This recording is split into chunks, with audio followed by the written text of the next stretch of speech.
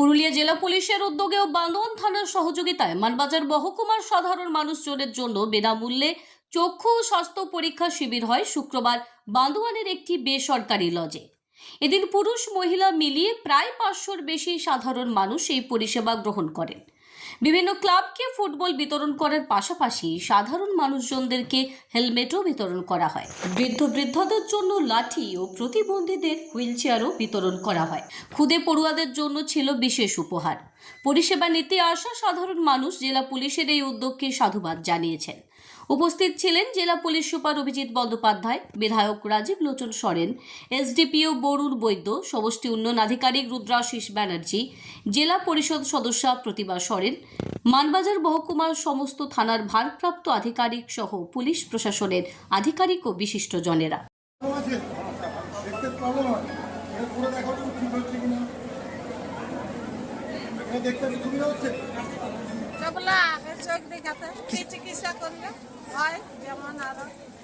স্বাস্থ্য পরীক্ষা শিবির বা হিমোগ্লোবিন টেস্ট, এটার কথা প্রথমে হয় আমি যখন নাগরিকতাম আমাদের পাড়াতে যে হসপিটাল আছে ওখানে যখন আমি যাই, ওখানকার তিনি কর্ণধার, তিনি আমাকে বলেন যে ওনারা পুলিশের সাথে কিছু স্বাস্থ্য পরীক্ষা শিবির বা চক্ষু পরীক্ষা শিবির করাতে চায়।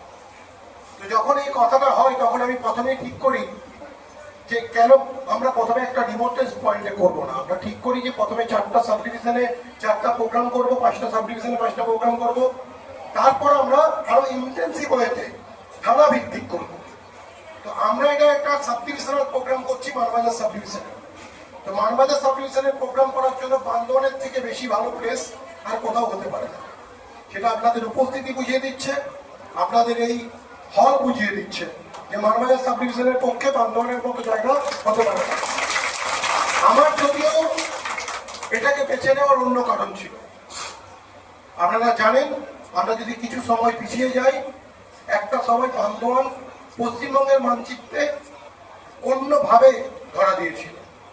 বান্দোয়ান মানে অশান্তি, বান্দোয়ান মানে আতঙ্ক, বান্দোয়ান মানে রক্তপাত, বান্দোয়ান মানে মৃতদেহ।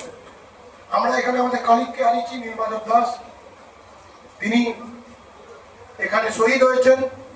আমরা আমাদের বিএসএফ এর জওয়ান, তিনি আমাদের কলিগ, তাকে আমরা হারিয়েছি। অসংখ্য মানুষের জীবন এখানে গেছে। তারপর একটা দীর্ঘ সংগ্রাম, রক্ত জল করা সংগ্রাম, পায়ের মাথার ঘাম পায়ে ফেলার যে সংগ্রাম, বন্ধুর প্রতিকূল পরিবেশে জঙ্গলে পাহাড়ে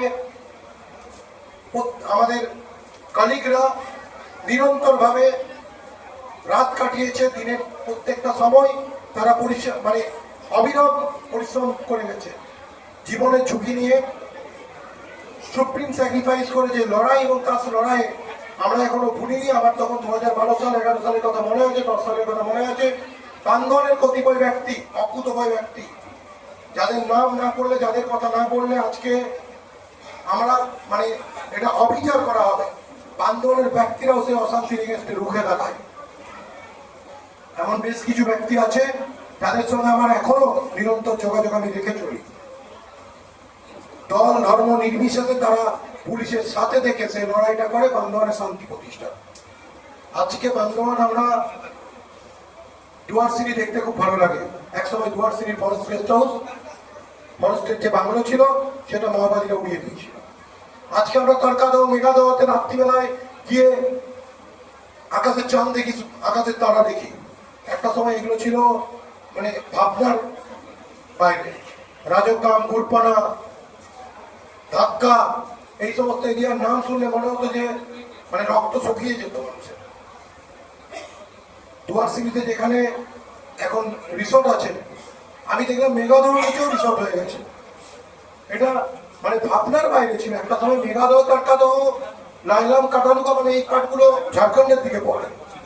আমতা পাহাড়ি, এ সমস্ত জায়গা, মাচাবেড়া, খবরখোয়া, এই সমস্ত জায়গাগুলো মাওবাদীদের ট্রেন ছিল। বান্দোয়ান যদিও জিওগ্রাফিক্যালি এমন একটা লোকেশনে অবস্থিত যেখান থেকে জামশেদপুর খুবই কাছে, ঘাটশিলা কাছে, কালুরি কাছে, কিন্তু এই আতঙ্কের পরিবেশ বলে না, প্রদীপের নিচে সবচেয়ে বেশি অন্ধকার থাকে। বান্দোয়ানকে একটা অন্ধকারের জায়গা রেখে দিচ্ছে। সেই জায়গা থেকে বান্দোয়ান আস্তে আস্তে তার রীতিতে বেরিয়ে এসেছে। বান্দোয়ানের একটা নিজস্ব সৌন্দর্য আছে। এখানে ট্যুরিজমের একটা বিরাট পোটেন্সিয়াল আছে। আপনাদের শুনলে ভালো লাগবে, অযোধ্যা পাহাড়ে যে ফুটবল হয়েছে লাস্ট ইয়ারে সেটা দার্জিলিং এর চেয়ে বেশি। বান্দোয়ানও কিন্তু একটা অদ্ভুত সৌন্দর্য আছে। বান্দোয়ানের যে পাহাড়, যে রিচ, রায়কা থেকে আরম্ভ করে এদিকে আপনি যদি দুয়ারসিনি রেঞ্জ দেখেন, এটা একটা অদ্ভুত সৌন্দর্য আছে। বান্দোয়ানও সেই পোটেন্সিয়াল আছে। বান্দোয়ানও আগামী দিনের ট্যুরিজম অনেক বেশি ডেভেলপ করবে। ট্যুরিজম একটা সার্কিট হতে পারে, অযোধ্যার সঙ্গে বান্দোয়ান নিয়ে, মুকুটমণিপুর নিয়ে একটা ভালো সার্কিট হতে পারে। যাই হোক, এই জন্যই একটা সময় যেটা মাইস্ট ইনফেস্টেড এরিয়া ছিল সেই জায়গাটা আমার বেছে নেওয়ার অন্যতম কারণ সেটা ছিল। আর আপনারা আজকে প্রমাণ করে দিয়েছেন আমার এই বেছে নেওয়াটা যেটা ছিল সেটা একদম ঠিক ছিল। আমি রাজনীতি ইসলামকে ধন্যবাদ জানাবো এরকম একটা মহতি উদ্যোগে আমাদেরকে সাপোর্ট করার জন্য। আজকে যে টেস্টগুলো হচ্ছে শুধু এখানে এটা শেষ নয়। আমি যে কোনো এনজিও যখনই আমার কাছে অনেক আসে, আমরা একটা চিকিৎসা শিবির করতে চাই, আমি সেই এনজিওকে জিজ্ঞেস করি, ভাই এর আগে চিকিৎসা শিবির কোথায় করেছিলেন পুরুলিয়াতে? তারা বলে স্যার ওই জায়গায় করেছিলাম। যেমন এই রিসেন্টলি একটা এসেছিল, ওরা বেগুন কুতলে করেছিলাম। বললাম ভাই ওখানে যখন চিকিৎসা শিবির করেছিলেন সেখানে যে 100 জনকে দেখেছো বা 500 জনকে দেখেছো, তার মধ্যে তো 50 জনকে পেয়েছে যাদের কোনো প্রবলেম ছিল। সেই প্রবলেমগুলো কি তোমরা পার্সু করেছো? না এই প্রবলেমটা শুধুমাত্র আইডেন্টিফাই করে দিয়ে তোমরা চলে গেছো? তখন তারা বলে না স্যার আমার এটা পার্সু করা হয়নি। মানে ভাই তুমি তোর উপকারের থেকে অপকার বেশি করে দিলে। একটা লোক জীবনের আনন্দে তার সাবলীল জীবন যাপন করছিল, তুমি তার রোগটা ধরে দিলে কিন্তু রোগটার কোনো চিকিৎসা করলে না। আর এখানকার গরিব মানুষের পক্ষে সম্ভব নয় সে নিজের কাঠের গরিব খরচ করে কলকাতায় গিয়ে বা বাঁকুড়ায় গিয়ে চিকিৎসা করাবে। সে যদি করাতেই পারতো তাহলে তোমার চিকিৎসা শিবিরে তার আসার প্রয়োজন পড়তো না। তাহলে তুমি তাকে জানিয়ে দিলে তোমার ভিতরে একটা রোগ আছে, ওই রোগ নিয়ে তুমি বাঁচছো। সে যদি 5 বছর বাঁচতো সে তোমার 2 বছর বাঁচবে। তো আমার বক্তব্য হচ্ছে একটা রোগকে শুধুমাত্র ডিটেক্ট করা আমাদের কাজ নয়, সেটাকে নিরাময় করা।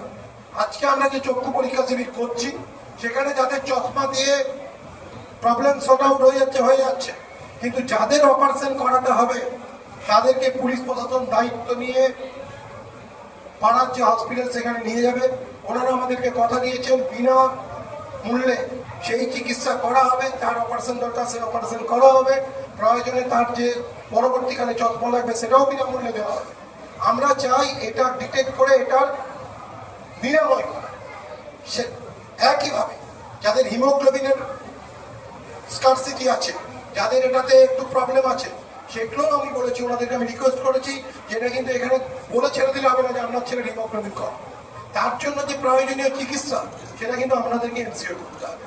আমরা অন্যান্য ক্ষেত্রেও যে সমস্ত জিনিসগুলো ডিটেক্ট করব, যদি সেটা ওই হসপিটালের মাধ্যমে হয়তো ভালো জিনিস, তাহলে আমরা অন্যান্য জায়গা থেকে অ্যাড্রেস করে, সেটা ডিস্ট্রিক্ট হসপিটাল হোক বা অন্য কোনো জায়গা হোক বা রোটারি হোক, সেখানে আমরা সেগুলো অ্যাড্রেস করে সেই প্রবলেমগুলোকে আমরা কিন্তু অ্যাড্রেস করব।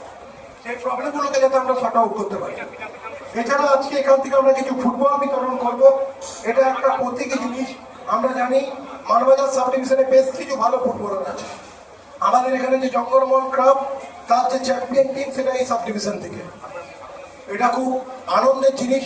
এই বান্দোয়ানের যে সমস্ত ছেলেমেয়েরা আছে বা এই সাব ডিভিশনের যে সমস্ত ছেলেমেয়েরা আছে তারা মনের আনন্দে খেলে এবং এখানে নিজস্ব উদ্যোগে কেউ কেউ কোচিং ক্যাম্প করেছেন। তারা খুব ডেডিকেটেডলি ফুটবলটা খেলে। আমরা চাইবো তারা ফুটবলটা আরো বেশি করে খেলুক। এটা সিম্বল একটা তোমাদেরকে এনকারেজ করার জন্য। কিছু স্কুল ব্যাগ আছে, আমরা কিছু আমাদের সহনাগরিক আছেন যারা ফিজিক্যালি একটু ডিসঅ্যাডভান্টেজিয়াস জায়গায় আছেন, সেরকম হুইল চেয়ার 2-1টা দেওয়া হবে। আর কিছু স্টিক দেওয়া হবে তাদের একটু জীবনযাপনটাকে আর একটু ফ্যাসিলিটেট করার জন্য। এই প্রোগ্রামগুলো আমাদের প্রতীকী আছে। আমরা চাই আমাদের সহনাগরিকদের পাশে আমাদের যে আমরা আছি সেই মেসেজটা তাদের কাছে পৌঁছে দিতে। আমরা আমাদের যে ইতিহাস ছিল, যে আতঙ্কের ইতিহাস ছিল, আমরা এখানে যারা এখানে এসেছি তারা আমরা এটা কমিট করবো যে আমরা বান্দোয়ানে সেই দিন আর ফিরে আসতে দেবো না। আমরা এই প্রোগ্রামগুলোর মাধ্যমে এগুলো অ্যাকচুয়ালি কমিউনিটি পুলিশিং এর একটা কমিউনিটি পুলিশিং এর একটা মেজার্স। আমাদের মাননীয় মুখ্যমন্ত্রী আমাদের পুলিশ ডিপার্টমেন্টকে বলেছেন যে কমিউনিটি পুলিশিং এর পথে এগিয়ে যেতে। কমিউনিটি পুলিশিং মিনস কমিউনিটিকে নিয়ে পুলিশিং, কমিউনিটির জন্য পুলিশিং, কমিউনিটির দ্বারা পুলিশিং। এই যে নতুন একটা অ্যাসপেক্ট পুলিশিং এর, আপনারা জানেন আমরা একটা সময় যে পুলিশিং করতাম সেটা ব্রিটিশরা যেটা করে যেত সেটাকেই নিয়ে আমরা চলেছিলাম। ব্রিটিশরা করতো two extract the resource of our country, আমাদের যে দেশের সম্পদ সেটাকে লুটে নিয়ে যাওয়ার জন্য, যেটা ছিল আইরিশ মিলিটারি সিস্টেম, তার একটা মানে প্রোটোটাইপ আমাদের এখানে চালু করেছিল। আমরা বেশ কিছু সময় ধরে সেটাকেই চালিয়ে নিয়ে গেছি আমাদের সহনাগরিকদেরকে পরিষেবা দেওয়ার জন্য। বাট আজকের সময় এসছে ওই জায়গা থেকে আমাদের কমিউনিটি পুলিশিং এর সিস্টেমে আসার জন্য। Community policing means for the community, by the community, of the community, like democracy. তো আমরা সেটাই চেষ্টা করছি আপনাদের সঙ্গে। আমি মনে করি, আজও মনে করি, ওই যে অশান্ত পরিবেশ তৈরি হয়েছিল এটার পেছনে ছিল এই দুটো ডিপার্টমেন্টের মধ্যে, মানুষের মধ্যে এবং ব্যুরোক্রেসির মধ্যে ল্যাক অফ কমিউনিকেশন এবং ল্যাক অফ ট্রাস্ট। এই যে মিসট্রাস্টের জায়গা, এটা কিন্তু যোগাযোগ কম থাকার জন্য।